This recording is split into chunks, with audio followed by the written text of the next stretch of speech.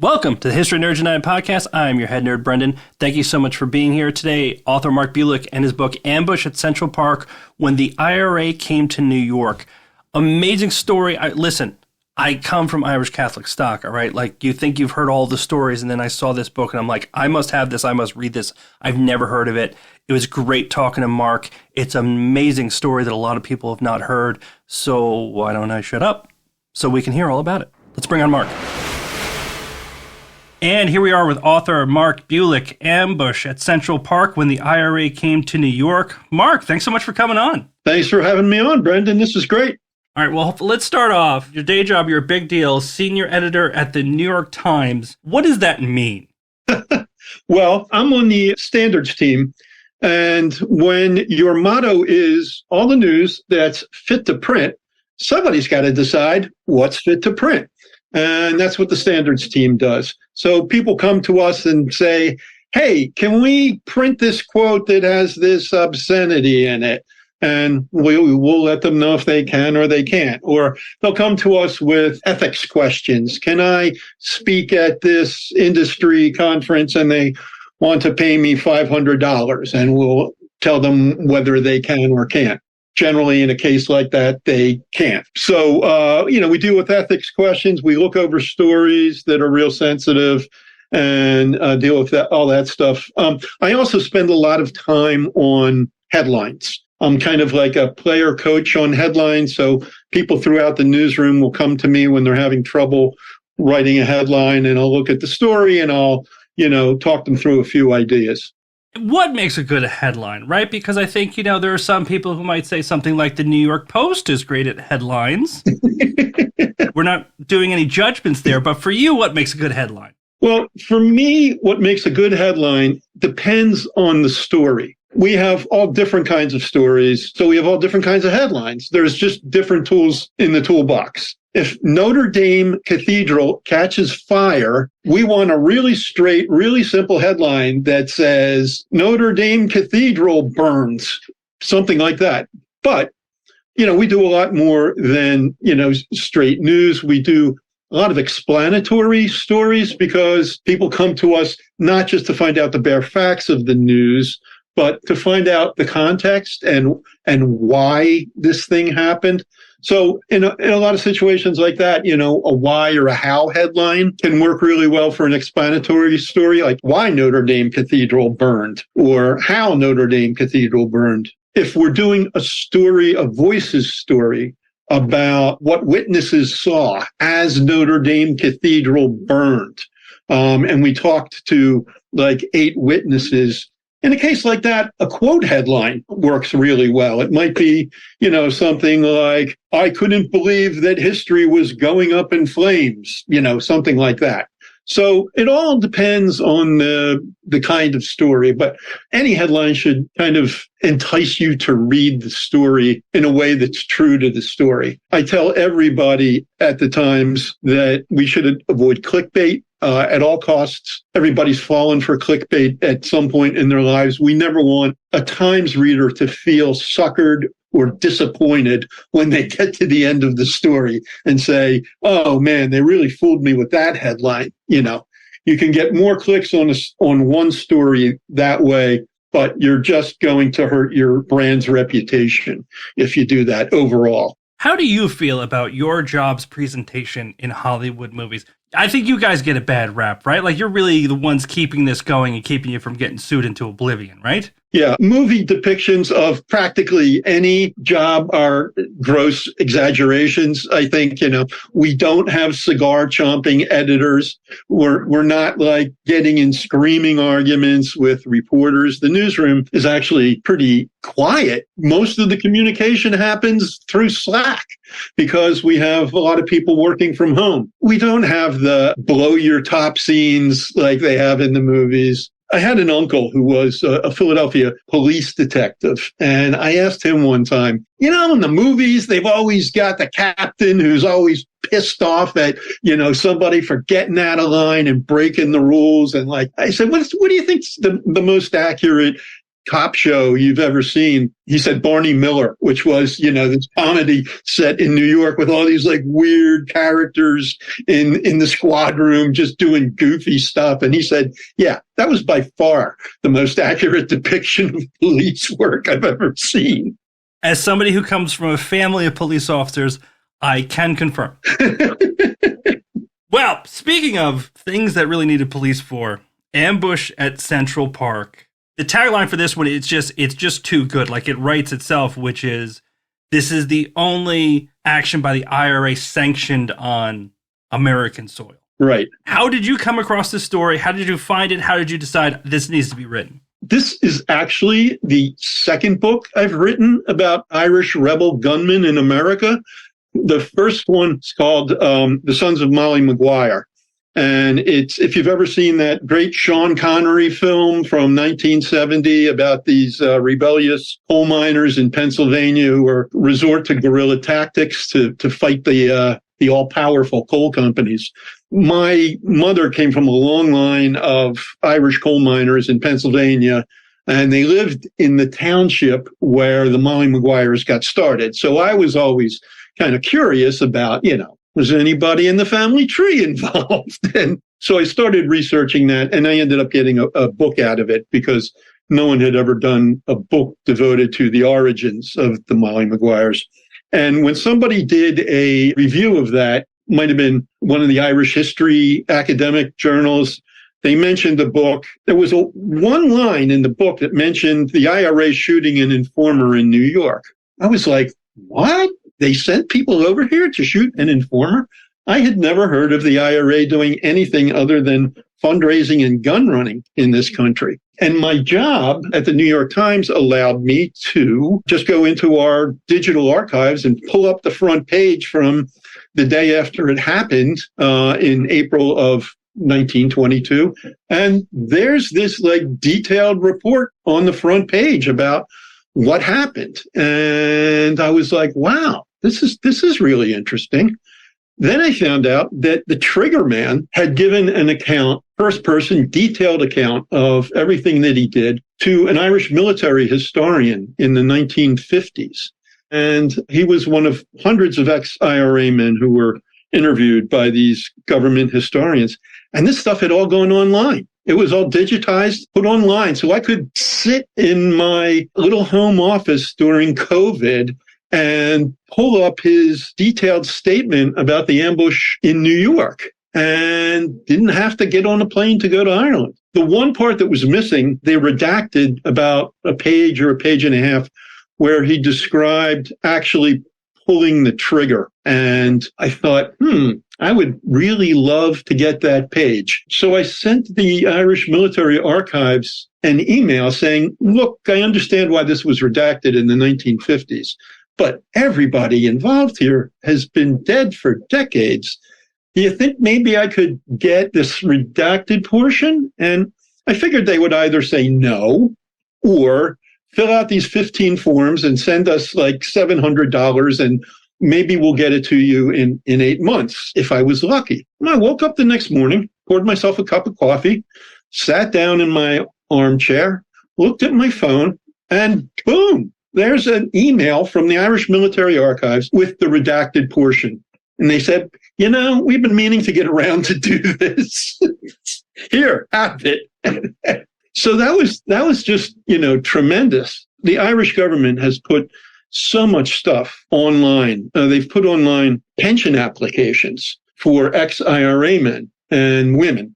These would include some detailed accounts of exactly what people did in the 1920s to earn a government pension. And I got a whole chapter out of one of these pension applications. There's a professor at University College Cork, John Borganova, who was very helpful on this project. And he emailed me at one point and said, Mark, you've got to check out this pension application for this woman. He gave me her name. I managed to call it up online. And here was this detailed account. This woman was the central actor in this plot to poison the informer, Cruxy O'Connor, while he was in British custody in a British barracks in Cork. It was Victoria Barracks, yeah. And so she lays out this great story about how they had Cruxy O'Connor's mother under surveillance, and they noticed that she was bringing him a hot cooked meal every day in the British barracks. So they got a basket, just like she used, and they got a meal cooked up with, and the quote was, enough strychnine to poison a regiment. And then they had to get someone to imitate Mrs. O'Connor and bring this poisoned meal into the heart of British power in Cork, Victoria Barracks. So they got this woman, Ethel Cuthbert, who was a dedicated Republican, and she delivered the meal. But the fly in the ointment was that in order for the plan to work, the IRA had to detain the real Mrs. O'Connor. Okay, so she didn't show up while the fake Mrs. O'Connor was there. Well, this squad of IRA gunmen were no match for this overprotective mother. She knew that something was up when these guys detained her, and she busted loose and marched off to the barracks. And just as the fake Mrs. O'Connor was exiting the barracks, the real Mrs. O'Connor was marching in. So that plot was foiled. But, you can't make this stuff up. It was just amazing. The book is just filled with stories like this. Well, speaking of which, I want to go off on a quick tangent. This is something that I've never heard of before. Can you please tell me what road bowling is? It's a favorite pastime in Cork. Cruxy O'Connor's brother was forever getting into trouble with the law for road bowling. The sport has been described as sort of golf with cannonballs. But the cannonballs are not as big as you would think. They use an iron ball that's it's bigger than a golf ball, maybe a little smaller than a baseball. And it does resemble golf in that there's a course with a beginning and an end. And whoever gets to the end of the course with the least number of shots wins. But you're not playing this on grass. You're playing this on the road. And the roads, are kind of curvy and twisty, and they can be narrow. So you would have these guys winding up and doing these underarm shots with these small cannonballs to see how far down the road, they could get them. And the constabulary frowned on this because, as you can imagine, there were certain dangers involved in hurdling small cannonballs down a road, especially because there were people walking on the roads, there were people traveling on the roads, there were fans watching these matches. If you got hit with one of these things, it would hurt. The police kind of frowned on road bowling, and it's still going strong in Cork today. Leave it to the Irish. Now, speaking of the Irish, I know I grew up in a very Irish Catholic town. I'm from a very Irish family, as anybody can tell from my name being Brendan. So I think with a lot of people, Dairy Girls has been a big thing lately on Netflix and everything, and that's during the Troubles. Now, for this book, just to kind of clear it up for everybody, are we talking about that same time frame here? Or are we talking about a different part of Irish history?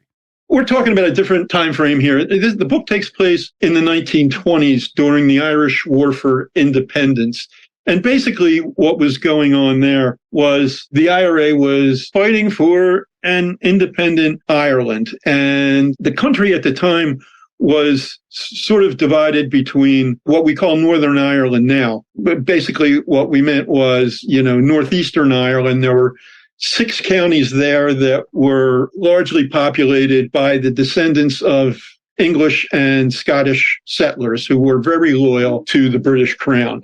The rest of the country was dominated by Irish Catholics who had a long history of rebelling against the English. So in the 1920s, there was another rebellion. The first stage of that was the Easter Rebellion in 1916. That failed, but unlike previous rebellions, they didn't give up just because the Easter Rebellion was crushed. They kept at it. And what happened was, over the course of 2 or 3 years, the IRA fought the British to a standstill until they opened peace negotiations. And the upshot of the peace negotiations was that Ireland would be divided. The 6 counties in the north would remain a part of the British Empire, would remain a part of the United Kingdom. And the other 26 counties of Ireland would become a free state. Basically, that meant that Ireland was ruled by the Irish. A couple of decades later, the Free State became the Irish Republic, which is the country we know today. What was great about this book is the actual ambush doesn't take up a lot of space within the book. Everything leading up to that is where like the bulk is, because anyone who tries to read Irish history, it is damn near impenetrable at certain points, right? And one of the big things you just mentioned, the Easter Rising, it's very funny because I think for somebody who isn't steeped in Irish history, if you read just about the Easter Rising, you say, oh, it was kind of a failed action, right? The action by itself was a spectacular failure, but, and it's very important to this book, strategically it was a huge success because the people who weren't part of it, the people who didn't suffer for it, seemed to galvanize around it. And that's kind of where we get some of the main characters for this book, right?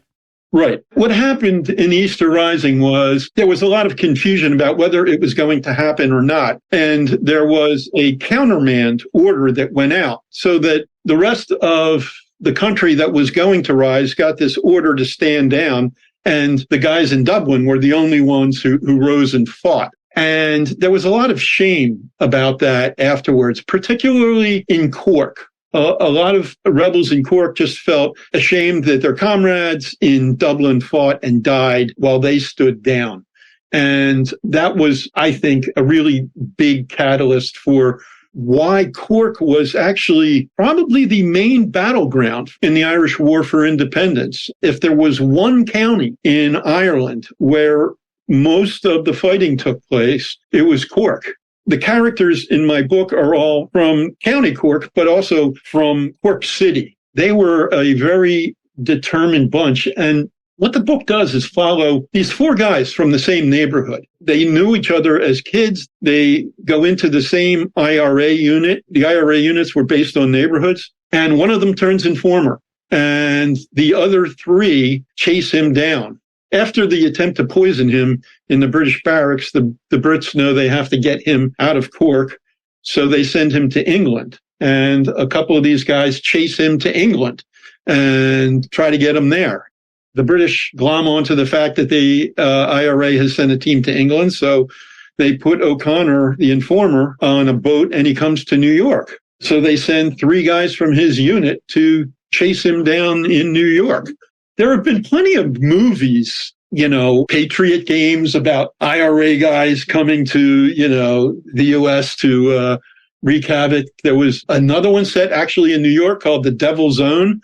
There was one up in Boston, set up in Boston about a bomber up there. But, it all made for great movies. But this is the only time that the IRA actually, sent people over here to shoot someone. It's quite a tale. And one of the really interesting things to me was the IRA's infrastructure in New York. I mean, it wasn't that they sent three guys over and they were on their own. There was an infrastructure here to help these guys out. It was a really interesting character who was a waterfront union leader in New York. He provided the guns for the operation. But the year before the shooting, he was up to his neck in a plot to smuggle 500 Tommy guns to Ireland. And he had them all loaded on a freighter in Hoboken. They were all ready to go. And an assistant cook who wasn't in on the plot happened to slit open a burlap bag, spotted the muzzle of a Thompson machine gun, and started screaming bloody murder. And that's the only reason this thing fell apart.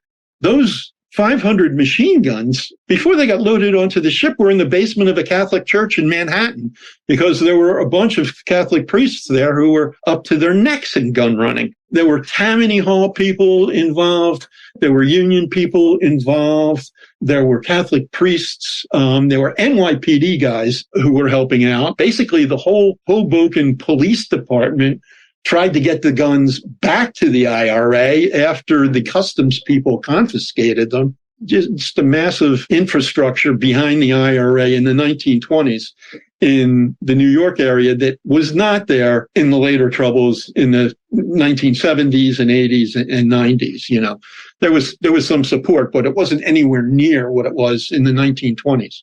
It was just a very interesting distinction because there are a lot of things that can be said about the IRA. I'm going to be careful about it, but they also knew how to kind of play the PR game, right? Which was, you go to America, oh, you buy us guns, you do that, no violent stuff. Like, this is why this is so strange. This is the only time, because the answer was the Americans really support Irish independence, especially the Irish who have gone to America, who have been there. They were rabid supporters, which means they wanted to play the PR game and make sure they didn't do anything that might change the American viewpoint of them. So that's why, this is just buy guns all you want, but none of the violent stuff. The Irish need to keep their noses clean in this particular instance.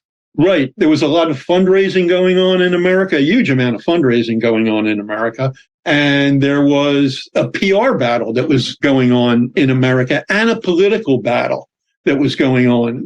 Supporters of Irish independence were trying to get the Republican Party and the Democratic Party to include planks in their party platforms about self-determination for Ireland. So that was one of the things that was really startling about this. It kind of like cut against that whole idea that they wouldn't do any bang bang stuff over here. And I think one of the reasons that they did this, and by the way, this was not some rogue cowboy operation. This was approved from on high by Michael Collins. Michael Collins, provided a letter of introduction for the 3 gunmen who came over to some people in this country so they could show their bona fides. So this was approved from on high.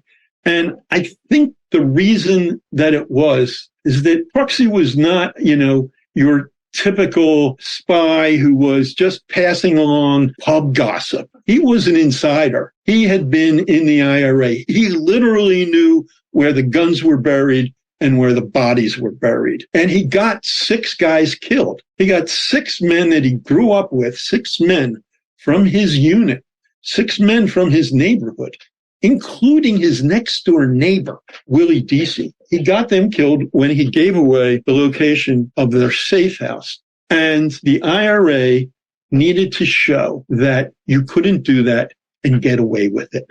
Well, speaking of no bang bang in America, back home in Cork, as you just mentioned, Cruxy was a part of a lot of the bang bang in Cork. And I really like the way you write this here. You bring that tension of what it's like in Ireland at this time, which is British soldiers are stationed, the black and tans, and it's violent a lot.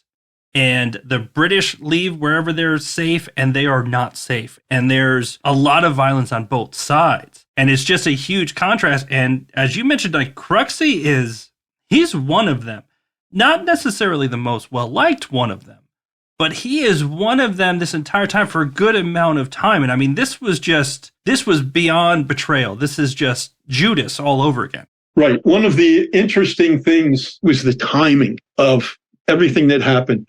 When he gave away the location of that safe house, and when the British raided it, it was Holy Week. It was Easter week. And in Ireland, Wednesday of Easter week is known as Spy Wednesday, after Judas, for the day that Judas betrayed Jesus for 30 pieces of silver. And that was the day that this paid spy betrayed 6 of his comrades.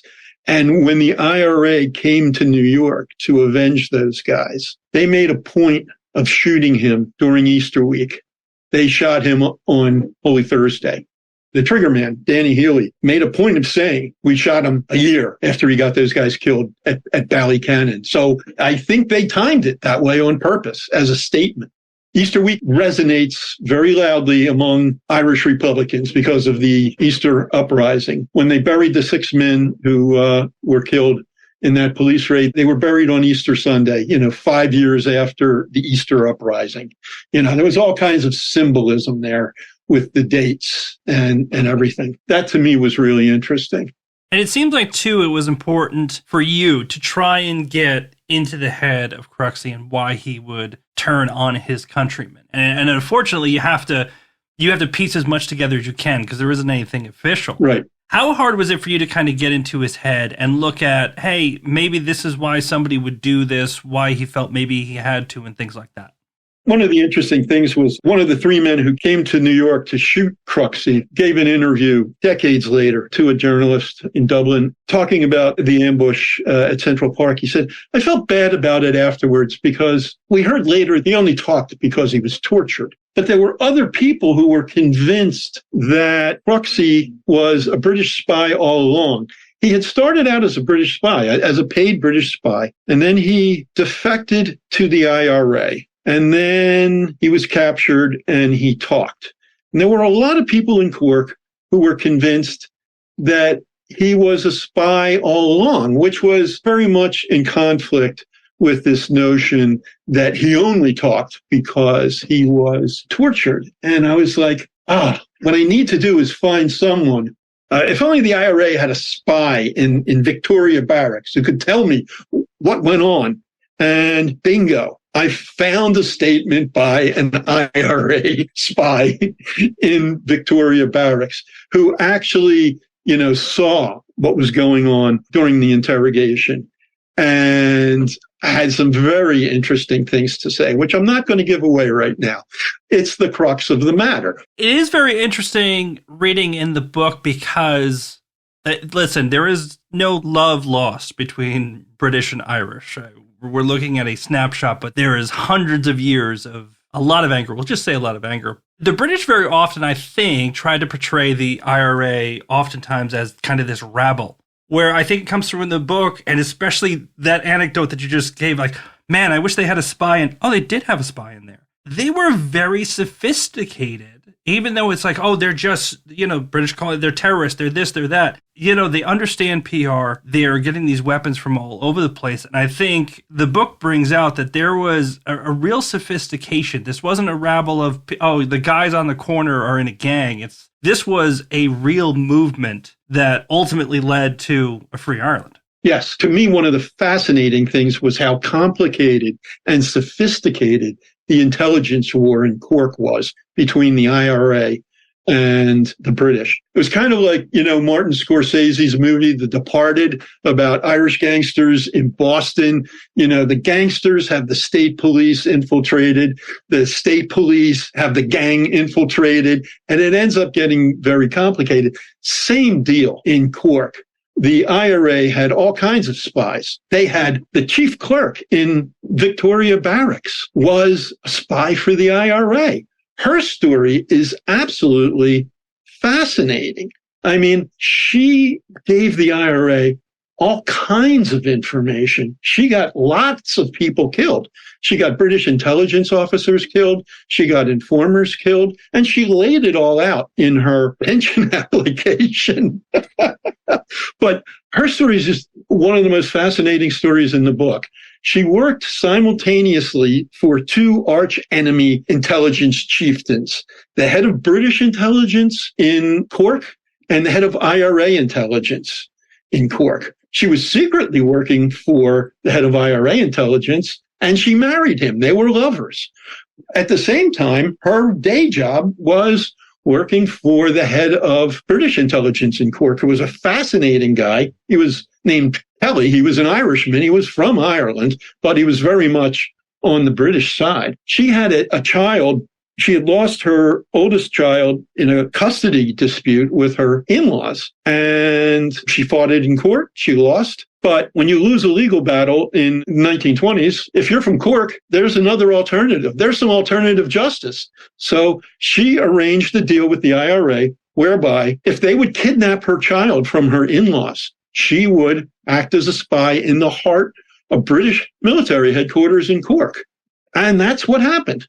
The IRA kidnapped her child from her in-laws in Wales, brought the kid back to Ireland, and she gave out all this information. And one of the real quandaries that I deal with, one of the real questions, one of the real mysteries of the book that I deal with in the last chapter is this notion that, how is it possible that the Brits never connected the dots between the fact that they knew there was a mole in British headquarters who was giving the IRA all this information, and they knew that some Irish-speaking gunmen had kidnapped the child of the chief clerk in British headquarters. And yet she managed to keep her job, and she managed to keep funneling information to the IRA. And that is a really interesting fact, because a lot of people got fired from their jobs in British headquarters because they were trying to find this mole. And yet they never seem to go after the person you would think would be the key suspect. Well, there's an easy joke there, but I'm not going to make it. I'm going to refrain. But it's one of the things I love about my Irish ancestry. There is always a story, and you always feel like, oh, there's a couple of details I'm probably not going to get, but I know they're there. So one of the big things we have to ask here, Mark, right? There are people who say, I don't read history. Now, we can't fix these people, but if I sat one of them in front of you right now and they say to you, why should I read Ambush at Central Park? What would you say? Well, I would say, don't think of it as a history book. Think of it as a story about betrayal and vengeance. Think of it as a story about love and spies. Think of it as a story about some bungling gun runners. I'd say history is just a category they put it in. It's a succession of stories that are just about people in an extreme situation and what they do to survive. Well, Mark, I loved it. Thank you so much for coming on here to talk about it. And that's it for this episode. Mark, thank you so much for coming on Ambush at Central Park. If your name sounds Irish, you need to have it. And even if it doesn't, you're going to like the book. Go out and get it. In the meantime, Instagram, Twitter, Facebook, listen to episodes of the podcast, leave us ratings, leave us comments. We want to hear from you nerds. Thank you so much for listening. Until next time, stay cool.